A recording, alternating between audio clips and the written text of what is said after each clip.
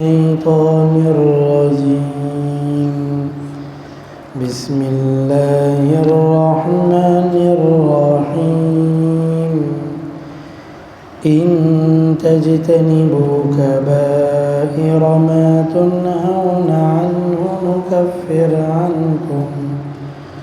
نكفر عنكم سيئاتكم وندخلكم مدخلا کریما.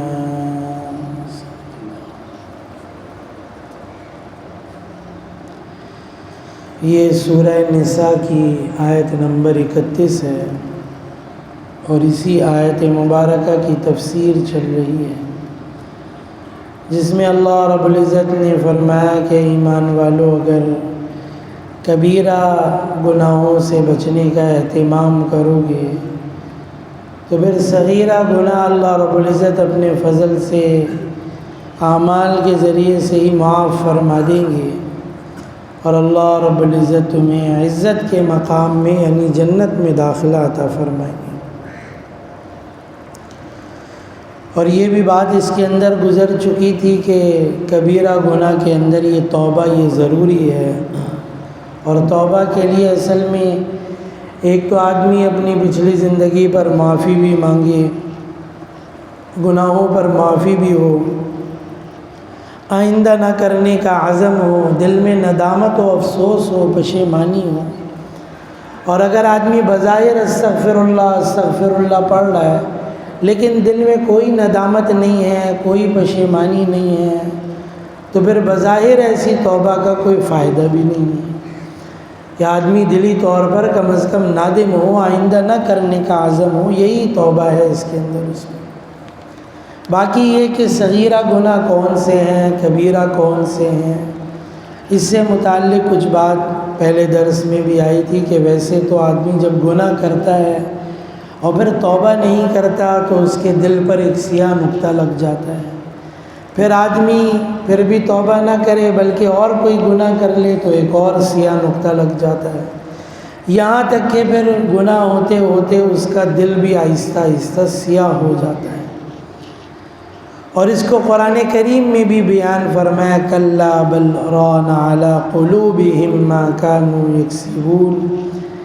کہ فرمایا گویا ان کے دلوں پر زنگ لگا دیا گیا ہے ان کے اعمال کی وجہ سے. اس کا ایک بڑا نقصان یہ ہوتا ہے پھر خیر کی چیزیں وہ آدمی کے دل میں نہیں جاتی، پھر اچھی چیزیں دل پر اثر نہیں کرتی، دل سخت ہو جاتا ہے، صحیح آدمی کو رونا نہیں آتا اس کے اندر، وہی کوئی ندامت نہیں ہے، کوئی افسوس نہیں ہے اس کے اندر اس میں. اور پھر بسا اوقات دل اتنا سخت ہو جاتا ہے گناہوں کی وجہ سے کہ دنیاوی حالات کو بھی دیکھ کر،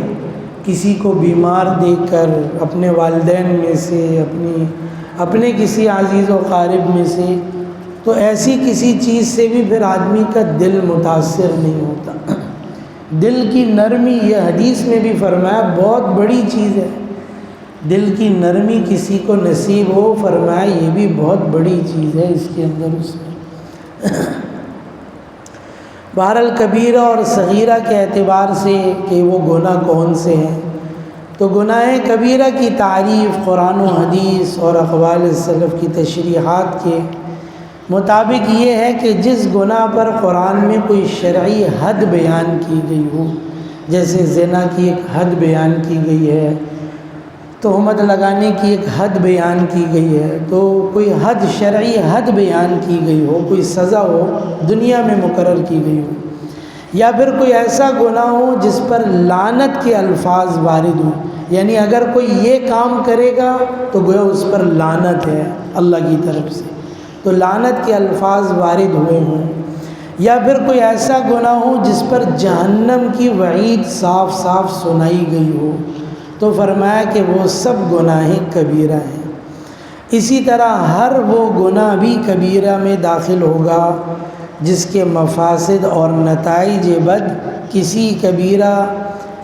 کے جو ہے برابر یا اس سے زائد ہو جائیں. ہے تو بظاہر وہ صغیرہ گناہ یعنی اس کے بارے میں یوں موجود تو نہیں ہے، لیکن اس کی برائی ایسی ہے کہ وہ معاشرے کے اندر پھیلے گی تو سب کو برباد کرے گی. اور اس کی وجہ سے اور بھی دوسرے گناہ وہ بھی وجود میں آئیں گے، تو فرمایا یہ بھی کبیرہ کی طرح ہے۔ اور فرمایا علماء نے یہ بھی چیز بیان کی کہ اسی طرح وہ گناہ جو صغیرہ ہے لیکن جرت کے ساتھ کی جائے، اور ایسے ہی جو ہے علی الاعلان وہ گناہ کیا جائے اور وہی اس پر کوئی ندامت اور افسوس بھی اس کو محسوس نہیں ہوتا، تو فرمایا کہ وہ بھی کبیرہ بن جاتا ہے اس کے اندر۔ حضرت ابن عباس رضی اللہ تعالیٰ عنہ کے سامنے کسی نے کبیرہ گناہ کی تعداد 7 بتلائی، انہوں نے کہا 7 ہیں کبیرہ گناہ حضرت ابن عباس رضی اللہ تعالیٰ عنہ سے، تو آپ نے فرمایا کہ 7 نہیں 700 کہا جائے تو زیادہ مناسب ہوگا۔ امام ابن حجر مکی رحمہ اللہ نے اپنی کتاب الزواجر میں ان تمام گناہوں کی فہرست اور ہر ایک کی مکمل تشریح بیان کی ہے، کبائر کے اعتبار سے بھی اور اس میں ان کی تشریحات بھی کی۔ فرمایا جو کتاب کے اندر انہوں نے ابن حجر مکی رحمہ اللہ نے جو تعداد لکھی ہے کبیرہ گناہوں کی، وہ 467 ہے تقریباً، کہ 467 گناہ ہیں جو کبیرہ ہیں۔ اب بہرحال وہی میں نے کہا اس کے اندر علماء نے مختلف تعداد لکھی ہے، مختلف اقوال موجود ہیں، ابھی کچھ حدیثیں بھی سامنے آ جائیں گی۔ اب اصل میں کسی نے بہت یعنی ان گناہوں کو جمع بھی کیا، پھر اس کے انواع و اقسام کو بھی جمع کیا، تو کسی کے نزدیک تعداد زیادہ ہو گئی، کسی میں کم ہو گئی۔ حدیث مبارکہ کو بھی دیکھنے سے یہ پتہ چلتا ہے کہ عدد میں کوئی انحصار نہیں ہے، یہ کوئی ایسا نہیں کہ بالکل محدود ہی یہ چیز ہو، اس سے نہ کم ہوگا نہ زیادہ ہوگا، یہ چیز کوئی ضروری نہیں۔ وہی میں نے کہا وہ چیزیں اس اعتبار سے اوپر نیچے ہو سکتی ہیں۔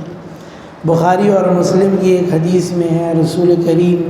صلی اللہ علیہ وسلم نے فرمایا کہ کبیرہ گناہوں میں جو سب سے بڑے ہیں میں تمہیں ان سے باخبر کرتا ہوں، اور فرمایا کہ کبیرہ گناہوں میں جو چیزیں بڑے ہیں، فرمایا بڑے گناہ وہ 3 ہیں، فرمایا اللہ کے ساتھ کسی مخلوق کو شریک کرنا، ماں باپ کی نافرمانی کرنا، اور فرمایا جھوٹی گواہی دینا۔ فرمایا یہ کبیرہ گناہوں میں 3 بڑے گناہ ہیں اس کے اندر۔ اسی طرح بخاری اور مسلم کی ایک روایت میں ہے، حضرت صلی اللہ علیہ وسلم سے کسی نے دریافت کیا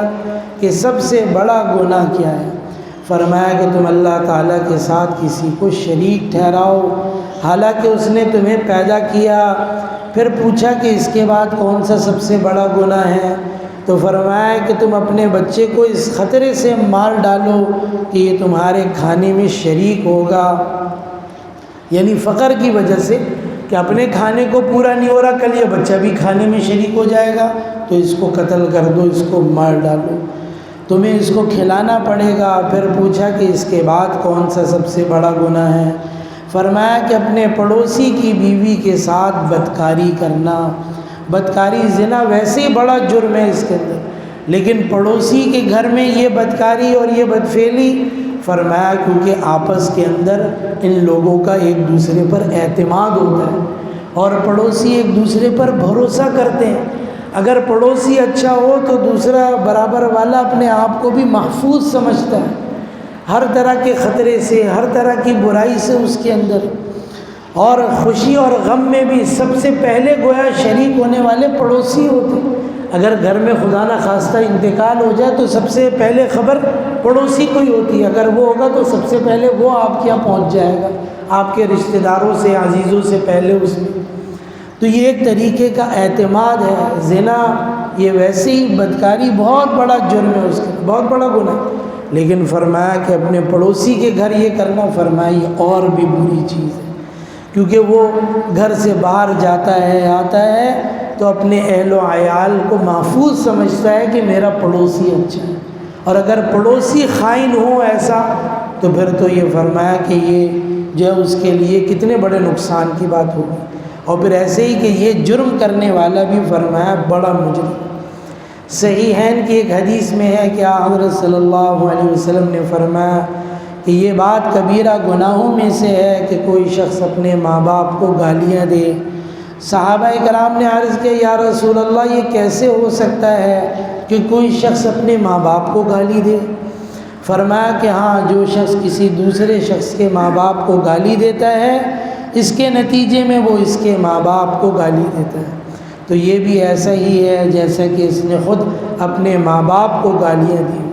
کیونکہ یہی اس کی وجہ بن گیا اس کے اندر۔ بہرحال اور بھی گناہ ہیں، آئندہ درس میں عرض کر دیں گے، لیکن یہ چیز واقعتاً دیکھنے کی ہے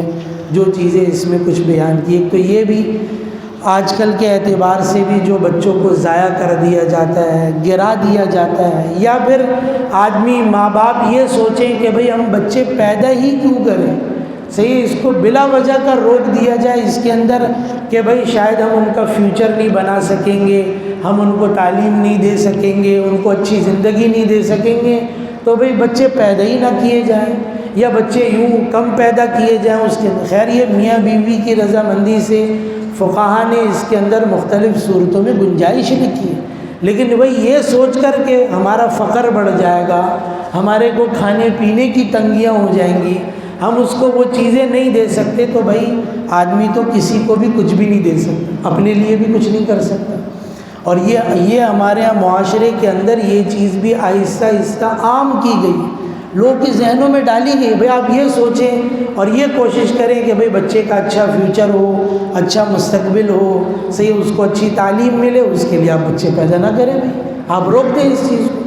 گویا یہ جو اللہ کا ایک فطری نظام ہے، اب اس کے اندر رکاوٹ ڈالی جائے، وہ چیزیں اللہ نے وہ چیز رکھی ہے اس کے اندر، اس میں، اور جو آتا ہے وہ اپنے حصے کی چیزیں لے کر آتا ہے، اور جس کا آنا مقدر میں ہے اس کو کوئی روک بھی نہیں سکتا پھر اس کے اندر۔ یہ بھی اللہ کی طرف سے یہ چیز۔ باقی یہی جیسے پڑوسی کے اعتبار سے چیز آگے ابھی جمعے میں بھی میں نے یہ بات عرض کی تھی کہ فرمایا اتنے حقوق بیان کیے گئے کہ آپ علیہ الصلاۃ والسلام فرمانے لگے مجھے تو لگا کہ بھئی اس کو وراثت میں بھی حصہ مل جائے گا، اتنے حقوق ہیں پڑوسی کے اس اعتبار سے۔ تو یہ بھی ایک چیز ہے۔ بہرحال آج کے زمانے کے اعتبار سے یہ چیزیں بھی کم ہو گئی، ہم آپس میں رہنے والوں کی بھی وہ خبر گیری ہمیں نہیں ہوتی، ہمیں ان کے حالات کا، ان چیزوں کا بسا اوقات اندازہ نہیں ہوتا، ہونا چاہیے اس اعتبار سے۔ اور نہ صرف یہ کہ ہم اس کے دین کے اعتبار سے اس کے خیر خواہ بنیں، اس کے دنیا کے اعتبار سے بھی، دونوں اعتبار سے اپنے پڑوسی کا خیر خواہ بننا چاہیے۔ اس اعتبار سے بھی کہ ہاں بھی کوئی دنیاوی ضرورت ہو، کوئی پریشانی ہو، میں اس کے کام آ جاؤں گا، اور ایسے اس کی دینی ضرورت کو بھی دیکھنا۔ میں نماز میں آتا ہوں، میرا پڑوسی نماز میں نہیں آتا، مجھے یہ بھی فکر کرنی چاہیے کہ وہ بھی نماز میں آنا چاہیے، اس کی دینی اعتبار سے بھی فکر کرنا، دنیاوی اعتبار سے بھی کوئی پریشانی ہو، کوئی مسئلہ ہو، کوئی ایسی مصیبت بیماری ہو، اس میں بھی اس کے کام آنا، یہ اس کا حق ہے اس کے اندر۔ یہ اس پر ہم احسان نہیں کر رہے کسی اعتبار سے کہ بھئی میں پڑوسی کے ساتھ یہ کرتا ہوں تو میرا احسان ہے، میرا احسان نہیں ہے، یہ اس کا اخلاقی اور شرعی حق ہے اس کے اندر اس میں۔ اور پھر جیسا معاشرے کے اندر بگاڑ ہے، دیکھیں حدود تو رشتہ داروں کے اندر بھی بیان کی گئی، میں نے پہلے بھی یہ بات عرض کی تھی، تو یہ بھی چیز رہے کہ پڑوسیوں کے اعتبار سے بھی یہ حدود اپنی جگہ رہیں گی اس میں۔ اور وہی میں نے کہا معاشرے کے اندر اتنا بگاڑ آ گیا ہے، اتنی خرابی آ گئی ہیں کہ اب یہ چیزیں پڑوسیوں کے اندر بھی یہ چیزیں یوں ہونے لگی، اور یہ برائیاں عام ہونے لگی اس کے اندر۔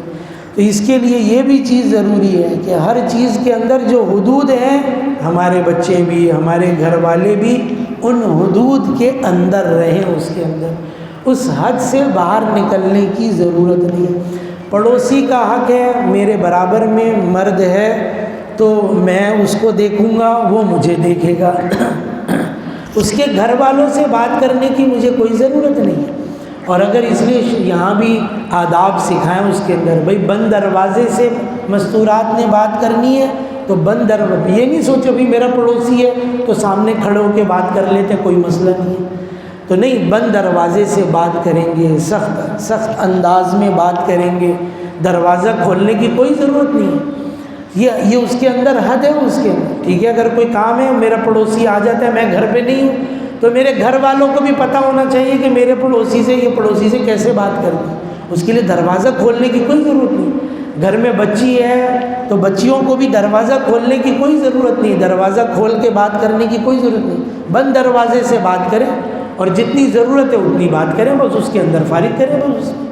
ہاں جب بولو بھائی آئیں گے، یہ آئیں گے میرے گھر والے، وہ آ کے پھر بات کر لیں گے، جو بھی مسئلہ ہوگا وہ دیکھ لیں گے اس میں۔ یہ بھی چیزیں اللہ رب العزت سمجھنے کی، عمل کی توفیق عطا فرمائے۔ الحمدللہ۔